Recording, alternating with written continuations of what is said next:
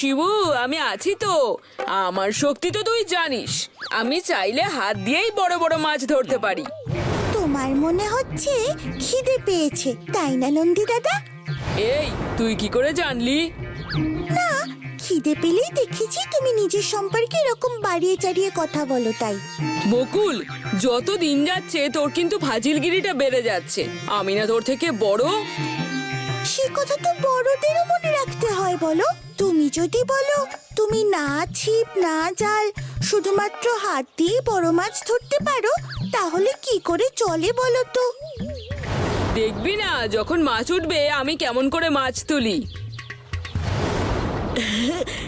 নন্দী, এই দেখ, তোর ছিপের বড়শিতে মাছ ঠুকরোচ্ছে মনে হয়। হ্যাঁ, আমারও তাই মনে হয়। উঠুক একটা মন খানেকের কাতলা, বকুলের ছোঁচা মুখ একেবারে ভোতা হয়ে যাবে সঙ্গে সঙ্গে।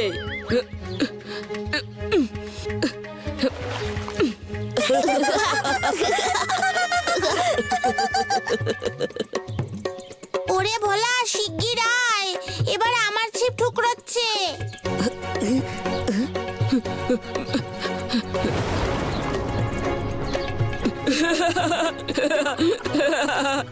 চুপ কর নন্দী, আমার ছিপে তো তবু মাছ উঠেছে, তোর ছিপে কি উঠেছিল? জঞ্জাল। এই ভোলা, মাছটাকে ওই মাটির সরাটার মধ্যে রাখ। না, এটাকে আমি ছেড়ে দেব। এত ছোট মাছকে তার বাবা মায়ের কাছ থেকে আলাদা করা উচিত নয়। তাই বলে মাছ উঠলো আর তুই ছেড়ে দিবি? হ্যাঁ, দেব। আমরা তো মাছ ধরছি আনন্দের জন্য।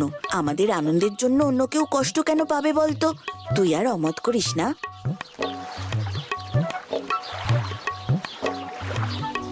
আমাকে নদীতে ফেলো না, আমাকে নদীতে ফেলো না। হ্যাঁ, এই মাছটা কথা বলছে। মাছেরাও বাঙালি হয় নাকি? আমাদের মহেশ তো গরু, সে যদি বাঙালি হতে পারে, মাছ কেন পারবে না? কিন্তু মানুষের মতো এখন দেখছি সবাই কথা বলছে।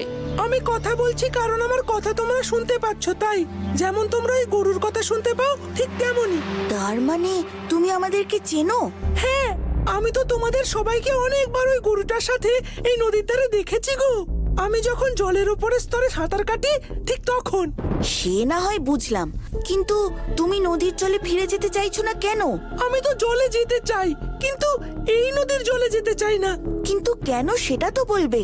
আর তুমি নদীর মাছ, নদীতে না গেলে তুমি কি পুকুরের জলে ভালো থাকতে পারবে বলো? এই নদীর জলেই তো তোমার মা বাবা বন্ধু বান্ধব সবাই আছে। তাদের ছেড়ে তুমি অন্য জায়গায় থাকবেই বা কেমন করে? আমার বাবা মা বন্ধু বান্ধব কেউ নেই। নদীর নিচ তো প্রায় মাছ শূন্য হয়ে আছে। সে কি, নদীতে মাছ নেই? সব মাছ জেলেরা ধরে নিয়েছে বুঝি? না গো, সে বিপদের কথা তো আমরা জানি বলে আমরা সাবধানেই চলাফেরা করি, কিন্তু জলের নিচে এখন নতুন বিপদ দেখা দিয়েছে। কি বিপদ? সেই বিপদের কথা তোমাদের বলবো বলেই তো কখন থেকে তোমাদের ছিপে ঠক্কর মারছিলাম। এই নন্দী দাদার ছিপেও তো আমি ঠক্কর মারলাম, কিন্তু নন্দী দাদা এমন ছিপ টানলো যে বড়শি আমার মুখ থেকে খুলে গিয়ে জঞ্জালের মধ্যে গিথে গেল। তার মানে তুমি ইচ্ছে করে আমাদের ছিপে ধরা দিলে? আহা, এতে তো তুমি ব্যথা পেলে গো।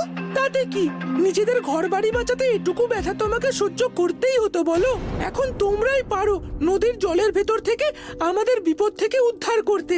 তাই তো আমি ভোলা দাদার কাছে সাহায্য চাইতে এসেছি। তুমি এত কষ্ট করে আমার কাছে সাহায্য চাইতে এলে, বলো তোমার কি বিপদ? আমি কথা দিচ্ছি, আমি ভোলানাথের কৃপায় তোমাদের সব বিপদ থেকে উদ্ধার করব। আমাদের এই নদীর জলের নিচে এখন এক ঝাঁক কুমির এসে হাজির হয়েছে। তারা আমার বাবা মা সহ আমাদের অনেক মাছকে ধরে হয় খেয়ে ফেলছে, নয়তো খুব অত্যাচার করছে। ঠিক মতো খেতে ঘুমোতে পর্যন্ত দিচ্ছে না। আমার বাবা মা বোন সবাইকে গিয়ে খেয়েছে জানো, ওই কুমিরের দল আর ওদের রানী কুম্ভীরা। সে কি, নদীর বুকে কুমির এসেছে? কই, আমরা তো কিছু জানি না। ওরা যে সে কুমির নয় গো, খুব চালাক কুমির।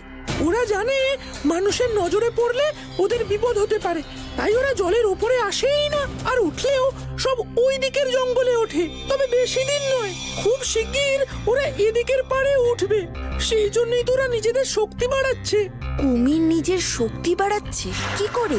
ওদের রানী কুম্ভীরা কোনো এক শয়তান তান্ত্রিককে সেদিন নিজের মহলে ডেকেছিল। আমি লুকিয়ে ওদের মহলে ঢুকে শুনেছি। কে তান্ত্রিক? কি নাম তার? তার নাম ভীমানি। ওরা বলা বলি করছিল যে